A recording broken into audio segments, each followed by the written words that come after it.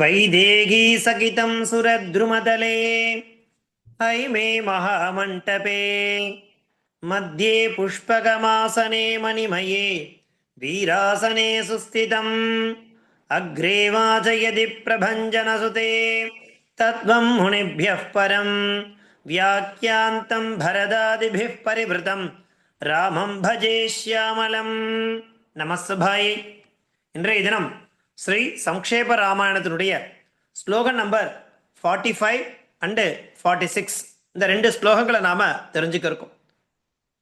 மெல்ல ஸ்லோவா ஆரம்பிச்சு வந்துட்டே இருந்தோம். கிட்டத்தட்ட இப்போ 46வது ஸ்லோகம் வரைக்கும் வந்திருக்கும். மொத்தம் 100 ஸ்லோகங்களை கிட்டத்தட்ட 50% ஆஃப் போர்ஷன் நாம கவர் பண்ணியிருக்கோம் இல்லையா? இது எப்படி சாத்தியம் அப்படின்னாக்கா, மார்க்கண்டேய புராணத்துல ஒரு அழகான சுபாஷிதம் இருக்கு.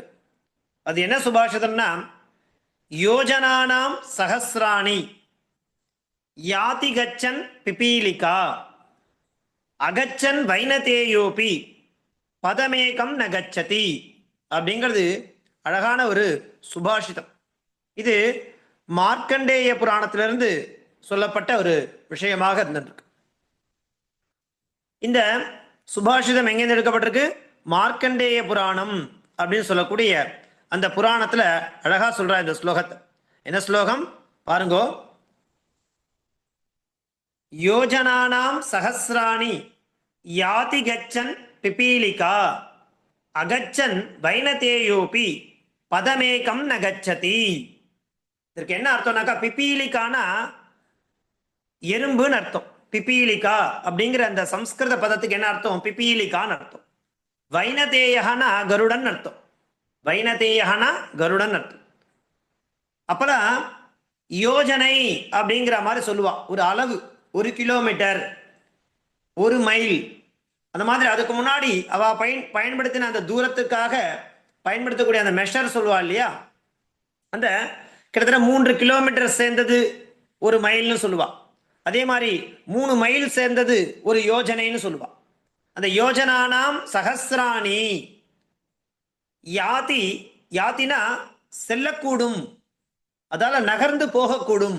யாரால பாருங்க, பிபீலிகா ஒரு எறும்பால 1000 யோஜனை அளவுகளை கூட சுலபமாக கடந்து செல்ல முடியுமா? எப்போ? கச்சன். கச்சன்னா சென்று கொண்டிருந்தால், நகர்ந்து கொண்டுட்டே இருக்கணும். அதாவது ப்ராக்ரஸ் சொல்லுவா இல்லையா? ஒரு விஷயத்த நாம செய்யறதுக்கு ஆரம்பிக்கிறோம் அப்படின்னாக்கா, அந்த செகண்ட்ல இருந்து நம்ம என்ன பண்ணணும்? நம்மளுடைய எஃபர்ட் இருக்கு இல்லையா? யத்னஹான்னு பேர். யத்னஹா பிரயத்னஹா. அந்த முயற்சியை நாம தொடர்ந்து பண்ணிட்டே இருக்கணும், கேப்பே விடக்கூடாது. அது சின்ன சின்ன விஷயமா இருந்தா கூட பரவாயில்ல, எந்த மாதிரி எறும்பு மாதிரி இருக்கணும். அகச்சன் வைனதேயோபி. இப்போ கருடன்ற அப்படிங்கிறது ரொம்ப வேகமா போகக்கூடியது. அதால சுலபமா அந்த 1000 யோஜனைகளை கடந்து போக முடியும். ஏன்னா எறும்பாலேயே முடியறதுன்னா கருடனால முடியாதா? எறும்போட சக்தி எங்க இருக்கு? கருடனோட சக்தி இருக்கு எங்க இருக்கு பாருங்க. பிபீலிகா யாதி, எறும்பாலேயே 1000 யோஜனைகளை சுலபமாக கடந்து செல்ல முடியும். அப்படின்னா எப்போ? கச்சன்னு. அது போயிட்டே இருக்கும். எறும்பு பாருங்க, ஒரு க்ஷணம் நின்று பாருங்க, அந்த எறும்பை ஒரு செகண்ட் கூட அது நிற்காது. ஏதாவது அதை தடுத்ததுன்னா கூட அதை டேக் டைவர்ஷன் அப்படிங்கிற மாதிரி அதனுடைய பாதையை மாத்தின்னு போயிட்டே இருக்கும். அது இலக்கு என்னவோ அதை பண்ணிட்டே இருக்குமே தவிர கொஞ்ச நேரம் கூட அந்த எறும்பானது நிற்கவே நிற்காது. இது நம்ம எறும்பு கிட்ட இருந்து கற்றுக்கக்கூடிய சுறுசுறுப்பு அப்படி இருக்கணும். அகச்சன் வைனதேயோபி. நான் ரொம்ப தூரத்தை கடக்கிறதுக்கு எனக்கு நிறைய சக்தி இருக்கு உடம்புல. ஆனா அகச்சன், நான் நகரவே இல்லைன்னு வச்சுங்களேன். பதமேகம் நகச்சதி, ஒரு அடி கூட நம்மளால நகர்ந்திருக்க முடியாது. ஈவன் நம்ம ஈகிள் மாதிரி கருடன் மாதிரி இருந்தா கூட, சக்தி இருந்தா கூட, அகச்சன், நான் எனக்கு நிறைய சக்தி இருக்கு, நான் சுலபமா கடந்துருவேன் அப்படின்ற கான்பிடன்ஸ் இருந்தா மட்டும் போராது. பிராக்டிக்கலி அதை நடைமுறையில கொண்டு வரணும். அது என்ன பண்ணுனாக்கா, வைனதேயோபி கருடனாகவே இருந்தாலும் அகச்சன் செல்லவே இல்லை அப்படின்னாக்கா, பதமேகம் நகச்சதி, ஒரு அடி, பதம்னா ஒரு அடின்னு அர்த்தம், ஒரு அடி கூட நகர முடியாதான். இது எங்க சொல்றா? மார்க்கண்டேய புராணத்துல சொல்றா. நமக்கு இது தேவையான ஸ்லோகம். நாம பண்ணக்கூடிய விஷயத்தை நாம எந்தவித தொய்வும் இல்லாம ஸ்ரத்தையா அந்த செயலை செஞ்சுட்டே போனோம்னாக்கா நம்மளால என்ன பண்ண முடியும்? எறும்பாலேயே பாருங்க 1000 யோஜனைகளை தாண்டி போக முடியுமா? அது கிலோமீட்டர் இல்ல, மைல் இல்ல, அதுக்கும் மேற்பட்டது அந்த யோஜனை அப்படிங்கிறது. அதாலேயே 1000 யோஜனைகள் போக முடியறதுன்னா எப்படி முடியறது? கச்சன் அந்த ப்ராக்ரஸ் அப்படிங்கிறது எப்படி இருக்கணும்? கிராஜுவலா இருந்துட்டே இருக்கணும். அகச்சன் பயணத்தை யோபி, நான் ஃபாஸ்டா போயிடுவேன் அப்படிங்கிற தாட் மாத்திரம் இருந்துட்டு நாம செல்றதுக்கு முயற்சி பண்ண ஆரம்பிக்கவே இல்லை அப்படின்னாக்கா பதமேகம் நகச்சதி, ஒரு அடி கூட நகர்ந்திருக்க மாட்டோம். இதுதான் லைஃப்ல நமக்கு என்ன முக்கியம் அப்படிங்கிறா அந்த யத்னம், பிரயத்னம், விடாமுயற்சி அப்படிங்கிற விஷயத்த நாம என்ன பண்ணணும்? பிராக்டிக்கலா நம்ம லைஃப்ல அப்ளை பண்ணோம்னாக்கா எந்த விஷயத்தையுமே சுலபமாக நம்மளால செய்ய முடியும் அப்படிங்கிறதுக்கு ஒரு கான்பிடென்ட் கொடுக்கக்கூடியது அந்த ஸ்லோகம். யோஜனானாம் சகசிராணி யாதி கச்சன் பிபீலிகா அகச்சன் வைனதேயோபி பதமேகம் ந கச்சதி. இதையே இங்க கொடுக்குறேன் அப்படின்னாக்கா நம்ம பாருங்க, ஸ்ரீமத் ராமாயணம் இந்த சம்க்ஷேப ராமாயணத்தை ஆரம்பிச்சு இப்போ மெல்ல மெல்லதான் ஊர்ந்து வந்துட்டு இருக்கோம் எறும்பு மாதிரி. இருந்தாலுமே 46வது ஸ்லோகம் வரைக்கும் வந்துட்டோம். 100 ஸ்லோகம் இருக்குன்னா கிட்டத்தட்ட நியர்லி 50 கிட்ட வந்துட்டோம். அப்போ பாதி விஷயத்தை நம்ம கோல் அச்சீவ் பண்ணிட்டோம். மெல்லதான் வரும் இல்லையா? இருந்தாலுமே நம்ம என்ன பண்ணணும்? அந்த அந்த ஸ்லோகங்களை கத்துக்கிறது, அந்த ஸ்லோகங்களை பாராயணம் பண்றது, அதனுடைய அர்த்தத்தை சேர்ந்து படிக்கிறது, அதை மனப்பாடம் பண்றது அப்படிங்கிற அந்த ப்ராக்ரஸை நம்ம எறும்பு மாதிரி மெல்ல ஊர்ந்துட்டே போனா அந்த சதஸ்லோகம் இருக்கு இல்லையா, அது எல்லாம் நமக்கு சுலபமாக நம்பசம் ஆயிடும் அப்படிங்கிறதுக்காக. ஸோ இன்றைய தினம் மாத்திரம் நம்ம 2 ஸ்லோகம் பார்க்க போறோம். நாளைய தினத்திலிருந்து ஆரம்பிச்சு 3 ஸ்லோகங்களோட பார்க்க போறோம். இன்னும் கொஞ்சம் நம்மளுடைய அந்த ஸ்பீடை நம்ம ரைஸ் பண்ண போறோம் இல்லையா? அதனால இன்றைய தினம் 2 ஸ்லோகம், நாளையிலிருந்து ஆரம்பிச்சு இந்த ஸ்ரீமத் சம்க்ஷேப ராமாயணத்தில் இருக்கக்கூடிய ஸ்லோகங்களை 3 ஸ்லோகங்களா பார்க்கலாம். ஏன்னா நம்ம இப்போ இந்த 46 ஸ்லோகம் வரைக்கும் நம்ம நல்லா அபியாசம் ஆயிட்டோம். எப்படி படிக்கணும், ஸ்லோகத்தை எப்படி படிக்கணும், அதனுடைய பதச்சேதம் என்ன பண்ணணும், அன்வயம் என்ன பண்ணணும், அதனுடைய அர்த்தம் என்ன அப்படிங்கிறத நம்ம என்ன பண்றோம்? அழகா பார்க்க ஆரம்பிச்சிட்டோம். அப்ப நல்லா ஃபெமிலியர் ஆயிட்டோம். இன்னும் நம்ம என்ன பண்ணணும்? 3 ஸ்லோகத்தோட நம்ம ஃபாலோ பண்ண ஆரம்பிச்சோம்னாக்கா சீக்கிரமாகவே இந்த சம்க்ஷேப ராமாயணம் அப்படிங்கிறத பூர்த்தி பண்ணிட்டு அடுத்தபடியா மேற்கொண்டு வரக்கூடிய ஆதிசங்கருடைய கிரந்தங்கள், நிறைய ஸ்தோத்திர கிரந்தங்கள் பண்ணியிருக்கார். அவர் பண்ணியிருக்கக்கூடிய ஸ்தோத்திர கிரந்தங்கள் அளவிட முடியாதது. அவ்வளோ கிரந்தங்கள் அவர் எழுதி கொடுத்துட்டு போயிருக்கார் நமக்காக. அப்பேற்பட்ட ஸ்தோத்திர கிரந்தங்களை ஒவ்வொன்றா எடுத்துட்டு நம்ம வரக்கூடிய காலங்களை நம்மளால என்ன முடியுமோ அத்தனை ஸ்தோத்திர கிரந்தங்களையும் நாம படிக்கலாம் அப்படிங்கிறதான ஒரு உத்தேசத்தை நம்ம ஒரு முயற்சி பண்ணி ஒரு கோல் அப்படிங்கிறத செட் பண்றோம். பார்க்கலாம் பகவான் நம்மளை எப்படி எந்த ரீதியில் நம்ம கொண்டு போறோம் அப்படிங்கிறது பகவானிடத்துல தான் இருக்கு. பாருங்க என்ன ஸ்லோகம்? யோஜனானாம் சகசிராணி யாதி கச்சன் பிபீலிகா அகச்சன் வைனதேயோபி பதமேகம் நகச்சதி அப்படிங்கிறது மார்க்கண்டேய புராணத்திலிருந்து எடுக்கப்பட்ட ஒரு சுபாஷிதம். ஸோ நம்மளுடைய முயற்சி அப்படிங்கிறது எறும்பு மாதிரி இருந்தா கூட போருமானது. அதுவே பெரிய விஷயம். எறும்பு தானே நினைக்க கூடாது, எறும்பு மாதிரி இருக்கணும் அப்படின்னாவது நம்ம முயற்சி பண்ணி நம்ம காரியங்களை பண்ணிட்டே வந்துட்டே இருந்தோம்னா நம்ம கோல் அப்படிங்கிறது ஈஸியா எட்டி பிடிக்கக்கூடியதாக இருக்கும். ஓகேவா? பாருங்க, சென்ற வகுப்புல என்ன பார்த்தோம்? 43 மற்றும் 44வது ஸ்லோகங்களை பார்த்தோம். அது என்ன ஸ்லோகம்? கட்கம் ச பரமப்ரீதா தூணி சாட்சய சாயகௌ வசதஸ்தஸ்ய ராமஸ்ய வனே வனச்சரை சக ரிஷயோ அபியாகமன் சர்வே வதாயாசுர ராட்சசாம் சதேஷாம் பிரதிதுஸ்ராவ ராட்சசானாம் ததாவனே அப்படிங்கிறதான அந்த 2 ஸ்லோகங்களை பார்த்து முடிச்சோம். என்ன அர்த்தம்? இந்த ஸ்லோகங்கள் எங்க இருக்கு அப்படின்னாக்கா அரண்ய காண்டம் அப்படிங்கிற 3வது பகுதியிலிருந்து இருந்துருக்கு. ராமபிரான் சீதாதேவியுடன் லக்ஷ்மணனுடன் அந்த தண்டகாரண்யம் அப்படிங்கிற அந்த வனத்துக்கு வந்தார்னு பார்த்தோம். வந்த பிறகு ஒவ்வொருத்தரையா சந்திச்சுட்டு வரார். அப்படி சந்திச்சுன்னு வரக்கூடிய சமயத்துல அகஸ்திய முனிவரை சந்திக்கக்கூடிய ஒரு பாக்கியமானது ராமபிரானுக்கு கிடைக்கிறது. அப்படி அவருக்கு செய்ய வேண்டிய பூஜைகளை செய்து முடிச்ச பின்னாடி அவருக்கு என்ன கிடைக்கிறது அப்படின்னாக்கா கட்கம் ச பரமப்ரீதா, ரொம்ப பிரீத்தியோட ராமபிரானுக்கு கட்கம்னு சொல்லக்கூடிய கத்தியை கொடுக்கிறார். அது மாத்திரமா விஷ்ணுனுடைய அந்த தனுஷ்னு சொல்லக்கூடிய அந்த வில்லை தருகிறார். யாருடையது? விஷ்ணு சாக்ஷாத். ராமர் யாரு? விஷ்ணுனுடைய அவதாரம் இல்லையா? அதனால அவருக்கு என்ன கொடுக்கிறார்? அது எப்பேற்பட்டதுனாக்கா வஜ்ராயுதத்தை விட உயர்ந்தது, சிறந்தது அப்படிங்கிறதான ஆயுதங்கள்லயே சிறந்த ஆயுதம் விஷ்ணுவால தரிக்கக்கூடிய அந்த தனுஷ். அப்பேற்பட்ட அது மாத்திரம் இல்ல, தூணின்னு சொல்லக்கூடிய ஒரு விஷயத்தையும் கொடுக்கிறார். அது என்னன்னாக்கா அம்புகள் சேகரித்து வைக்கக்கூடிய பெட்டகம். அதுல இருந்து எடுக்கக்கூடிய அம்பானது என்ன பண்ணும்? அக்ஷய சாய கௌ. எப்படி ஒரு அக்ஷய பாத்திரத்துல எந்த திரவியமா இருந்தாலும் அல்ல அல்ல குறையாமல் வந்துட்டே இருக்குமோ, அந்த மாதிரி அவர் கொடுத்த அந்த தூணின்னு சொல்லக்கூடிய அந்த பெட்டகமானது அம்புகள் நிரம்பி இருக்கும். அதை எடுக்க எடுக்க வந்துட்டே இருக்கும். அந்த மாதிரி ஒரு விஷயத்தை ராமபிரான் இனி போகக்கூடிய விஷயங்கள் எங்க போக போறார் இல்லையா? நிறைய ராட்சசால வதம் பண்ண வேண்டியிருக்கு. நிறைய ரிஷிகள்லாம் வந்து ராமனிடத்துல பிரார்த்திக்கிறா இல்லையா? சுவாமி, நாங்க பண்ணக்கூடிய யாகங்களுக்கும் யஜ்ஞங்களுக்கும் நிறைய இடையூறுகள் வருது, விக்னங்கள் வருது. அதெல்லாம் நீங்க தான் அந்த ராட்சசாலாம் அழிக்கணும். நாங்க எங்களுடைய தபத்தை வீணடிக்க விரும்பல. என்னுடைய தபத்துல ஒரு பங்கை உங்களுக்கு கொடுக்குறோம் அப்படிங்கிற மாதிரி சொல்லி ஒரு விஷயத்தை பண்றா இல்லையா? அவெல்லாம் யாரு? வனே வனச்சரை சக. அந்த தண்டகாரண்யம் சொல்லக்கூடிய காடுகள்ல வசிக்கக்கூடியவாளும் முனிவர்களும் ரிஷிகளும் அங்க வந்து நமஸ்காரம் பண்ணி நிறைய சொல்றா. ரிஷயோ அபியுபாகமன்னு சர்வே வதாக. அவ எல்லாரையும் நீங்க வதம் பண்ணணும் சுவாமி. அவெல்லாம் யாரு தெரியுமா? ராட்சசா. அவளெல்லாம் நீங்க கண்டிப்பா வதம் பண்ணணும்.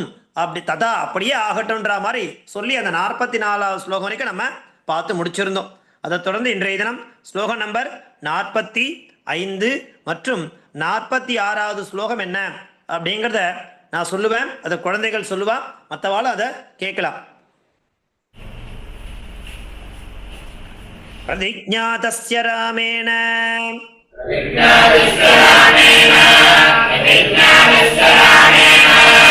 வதः சம்யதி ரக்ஷசாம்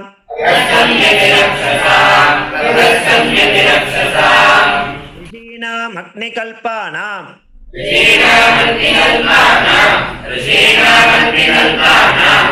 தண்டகாரண்யவாசினாம்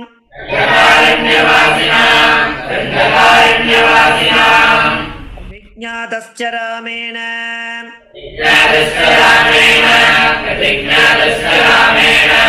வதः சம்யதி ரக்ஷசாம் ரிஷீணாம் அக்னிகல்பானாம்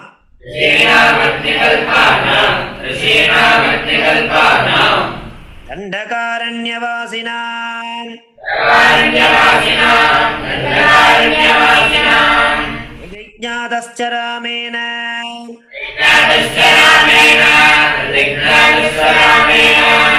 வதः சம்யதி ரக்ஷசாம் ரிஷீணாம் அக்னிகல்பானாம்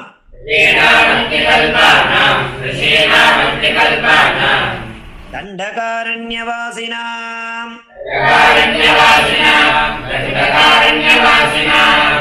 தேன தத்ரைவ வசதாம் ஜனஸ்தான நிவாசினி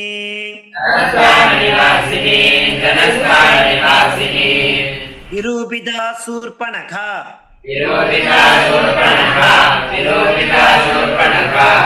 ராட்சசீ காமரூபிணி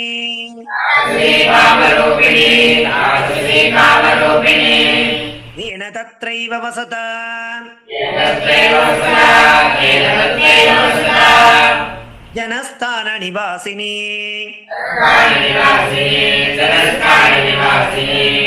விரூபிதா சூர்பணகா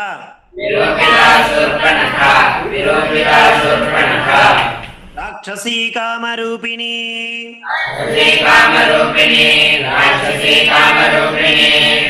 தேன தத்ரைவ வசதாம்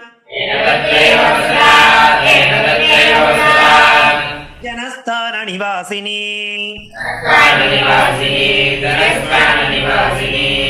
விரூபிதா சூர்பணகா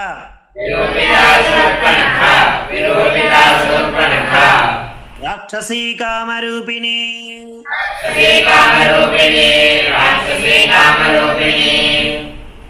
இப்போ எல்லாரும் எல்லா ரிஷிகளும் ராமபிராணத்துல வந்து பிரார்த்தனை பண்றா, சுவாமி எங்களுடைய பர்ணசாலைக்கு நீங்க அவசியம் வரணும், வந்து அங்க தங்கணும் அப்படிங்கிறதாக அவர் இப்படியாக ஒரு 10 ஆண்டுகளை கழிக்கணும் இல்லையா. 10 ஆண்டுகள் அங்க அங்க இருக்கக்கூடிய எல்லாருடைய ரிஷிகளுடைய ஆசிரமத்திலையும் தங்கி 10 ஆண்டுகளை கழிச்ச பிறகு என்ன பண்ணணும் அப்படின்னாக்கா மறுபடியும் அந்த இவருடைய ஆசிரமத்துக்கு வரார்.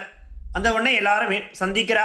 அப்போ அந்த பிரதிஜையை ஏத்துக்கிறார், நீங்க யாரும் கவலைப்படாதே, உங்களுக்கு யாரெல்லாம் இந்த உபதிரவமானது ஏற்படுறதோ அந்த ராட்சசால் எல்லாரையும் நான் கண்டிப்பா வதம் பண்ணுவேன் அப்படிங்கிறதாக அவ முன்னாடி என்ன பண்றாருனாக்கா பிரதிஜை பண்ணிக்கிறார். பிரதிஜைன்னா கண்டிப்பாக நான் இதை செய்வேன் அப்படிங்கிறதா பிரதிஜை. பிரதிஜாதஸ்சராமேன வதசம்யதி ராட்சசாம், அந்த ராட்சசால் எல்லாரையும் நான் நிச்சயமாக வதம் செய்வேன். அது மாத்திரம் ரிஷீனாம் அக்னிகல்பானாம், அவ பண்ணக்கூடிய யாகங்கள் யஜ்ஞங்கள் அப்படிங்கிறது எதுக்காகனாக்கா பொதுவா யாகங்கள் யஜ்ஞங்கள் பண்றா அப்படின்னாலே அது லோகக்ஷேமார்த்தம் தான். அங்க எங்கேயுமே இந்த இண்டிவிஜுவல் சம்பந்தப்பட்டதான பலன்தான் அப்படின்னு சொல்லிடவே முடியாது. எந்த இடத்துல எந்த மாதிரியான யாகங்கள் நடந்தாலும் சரி, அந்த யாகங்கள் யஜ்ஞங்கள் அப்படிங்கிறது லோகக்ஷேமார்த்தம், இந்த உலகை நன்மைக்காகத்தான் பண்ணுவாளே தவிர யாருடைய சுயநலத்துக்காகவும் பண்றதே கிடையாது. எந்த ஒரு யாகம் எங்க நடந்தாலும் சரி அந்த யாகத்தினுடைய தன்மை என்ன, லோகக்ஷேமார்த்தம். அப்படி அந்த ரிஷிகள்லாம் என்ன பண்றானாக்கா பண்ணக்கூடிய அந்த யாகத்தை அதனால ஏற்படக்கூடிய ஸ்ரேயஸ் அந்த நாட்டு மக்களுக்கு தான் நடக்கும். அதனால ரிஷீனாம் அக்னிகல்பானாம் தண்டகாரண்யவாசினாம், அது மாத்திரம் இல்ல, அந்த ரிஷிகள் மாத்திரமா அந்த தண்டகாரண்யத்துல வசிக்கிறா. நிறைய வேடர்கள் சொல்லுவா இல்லையா, அவெல்லாம் அந்த தண்டகாரண்யம் சொல்லக்கூடிய நகரத்துல நகரவாசிகளா வசிச்சுட்டு இருக்கா.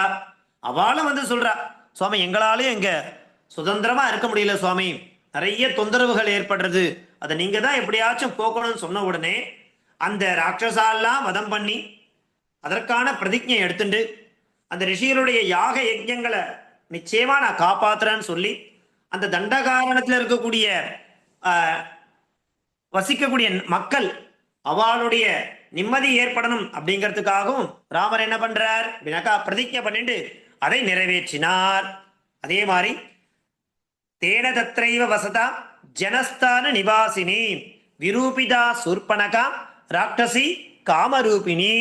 இப்போ ராமபிரான் எல்லா விஷயங்களையும் அந்த ராட்சசாலாம் வதம் பண்ணிட்டு அங்க ஒரு அழகான ஒரு பர்ணசாலை, அந்த பர்ணசாலையானது லக்ஷ்மணனால உருவாக்கப்பட்ட ஒரு பர்ணசாலை, அந்த பர்ணசாலையில சுகமா வசிக்கலாம் அப்படிங்கிற மாதிரி ஒரு நிலையில இருந்துட்டு இருக்கும் பொழுது என்ன ஆறுதுனாக்கா விரூபிதா சூர்பனகா ஜனஸ்தான நிவாசினி ராட்சசி காமரூபிணி அப்படிங்கிறதான சொல்லக்கூடிய அந்த சூர்பனகா அப்படிங்கிறவ வர.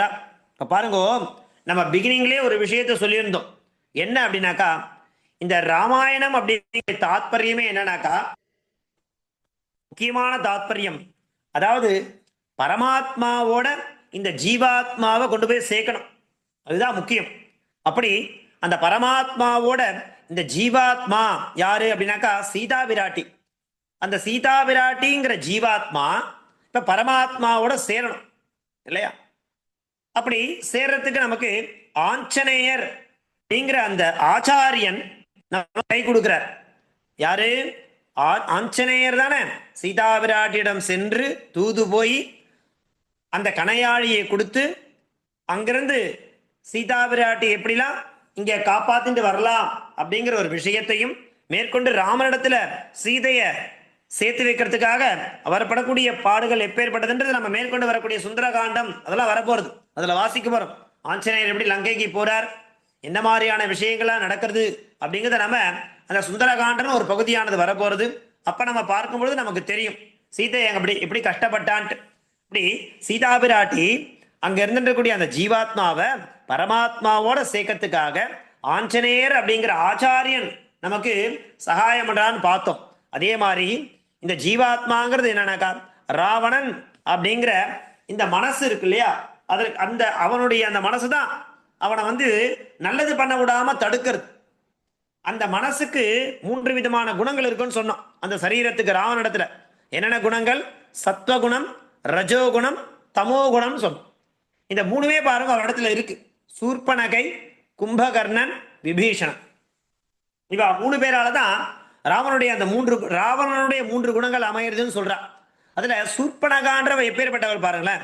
அவ தான் வந்து என்னன்னாக்கா ஜனஸ்தான நிவாசினி விரூபிதா சூர்பனகான்னு பெயரை உடைய ராட்சசி.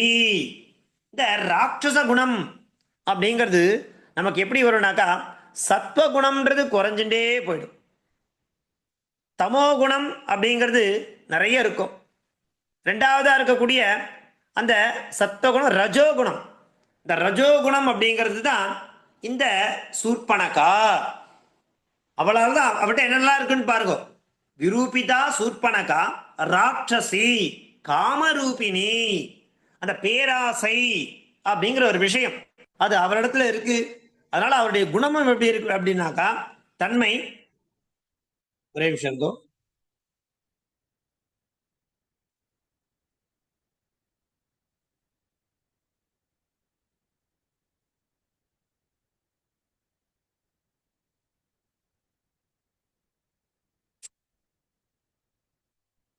சாரி, ஒரு கால் வந்து கட் பண்ண பாருங்க. அந்த சூர்பனகான்றவ ராவணனிடத்தில் இருக்கக்கூடிய ரஜோகுணம்.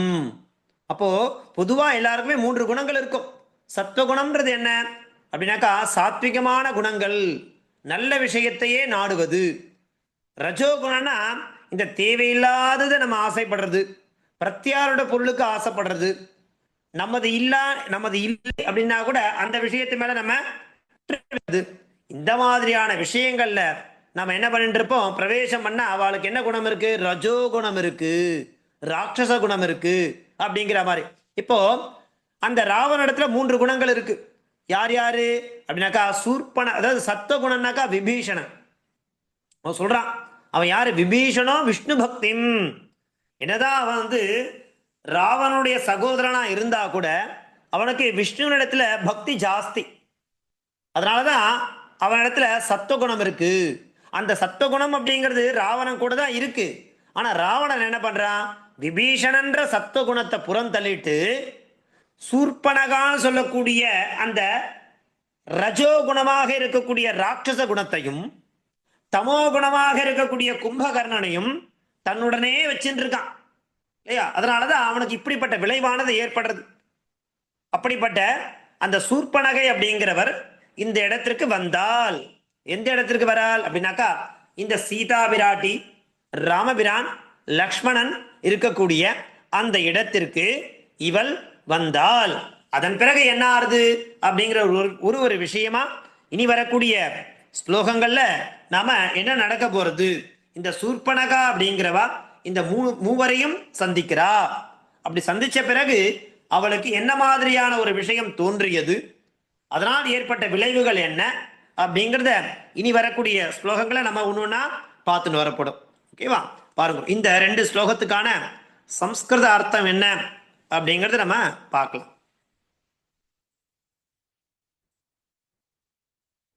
பாருங்க, ராமேன தசரத புத்திரேன சன அண்ட் அக்னிகல்பானாம் நம அக்னி துல்லியானாம் தண்டகாரண்யவாசினாம்.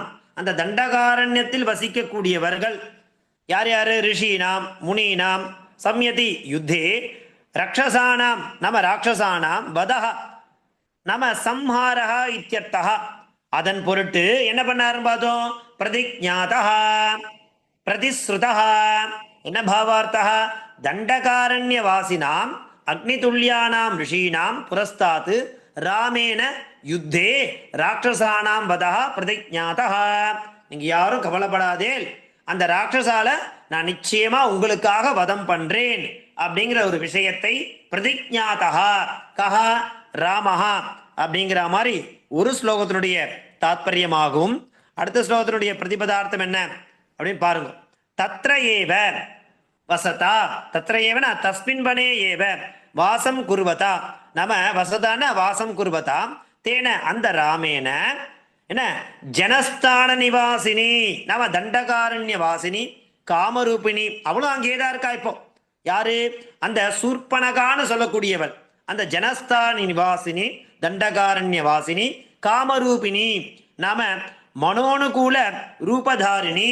அவளுடைய மனசுல ஒரு மாதிரியான என்ன சொல்றது ஆசை மோகம். அது எப்பேற்பட்ட ஆசை எப்பேற்பட்ட மோகம்னா அது தேவையில்லாத தீய ஆசை இல்லையா? ராட்சசி அவ யாரு? நிசாச்சரி. ராத்திரியில் உலாத்தக்கூடியவள் தான் ராட்சசின்னு பேரு. நிஷான்னா இரவு, நிஷாச்சரி அல்லது ராட்சசி. சூர்பனகா, சூர்பனகா என்று பெயரை உடைய விரூபிதா வைரூபியம் பிராபிதா இல்லையா? இப்போ இப்பேற்பட்ட உருவத்துடன் அந்த சூர்பனகா என்று சொல்லக்கூடியவள் அந்த அதே இடத்தில், இதே இடத்தில் தத்ர ஏவ ராமர் லக்ஷ்மணர் சீதை எந்த தண்டகாரணத்தில் இருக்கின்றார்களோ அங்கே இவளும் இருக்கிறாள். என்ன ஆக போறதுன்றது மேற்கொண்டு ஸ்லோகம் தான் நம்ம பார்க்க போறோம். பாவார்த்தா தண்டகாரண்யே பஞ்சவட்டி. அவ இருக்கக்கூடிய அந்த இடத்துக்கு என்ன பேரு? பஞ்சவட்டின்னு பேரு இல்லையா? ராமர் லக்ஷ்மணர் சீதை அங்கதான் அந்த பஞ்சவடியில லக்ஷ்மணர் ராமனுக்காக அழகான ஒரு பர்ணசாலையை அமைச்சு கொடுத்தா அங்க சுகமா இருந்துட்டே இருக்கா. அந்த இடத்தில் இவளும் இருக்கின்றாள். யாரு? சூர்பனகா என்று பெயரை உடைய ராட்சசி. அவ என்ன பண்றா? அதே இடத்தில் இருக்கின்றாள். எப்போனாக்கா அந்த நாசா கர்ண சேதன பூர்வகம் அப்படின்னா அவளுடைய மூக்கு காது இந்த இரண்டையும் சேதன பூர்வகம். லக்ஷ்மணர் அதை வெட்ட போறார். அவருடைய மூக்கையும் காதையும் வெட்டுவதற்கு முன்பாக இந்த இந்த இடத்துல சூர்பனகா அப்படிங்கிற இருக்கா, அதே தண்டகாரணத்துல இருந்துருக்கா அப்படிங்கிற விஷயத்தோட இந்த ஸ்லோகத்துல தாத்பரியமா அமைஞ்சிருக்கு. இனி எப்படி அவர் அந்த அவருடைய மூக்கையும் காதையும் லக்ஷ்மணர் வெட்டினார் அப்படிங்கிறத அடுத்த ஸ்லோகங்களை பார்க்க போறோம். நெக்ஸ்ட் கிளாஸ்ல இருந்து மூன்று ஸ்லோகமா பார்க்க போறோம்.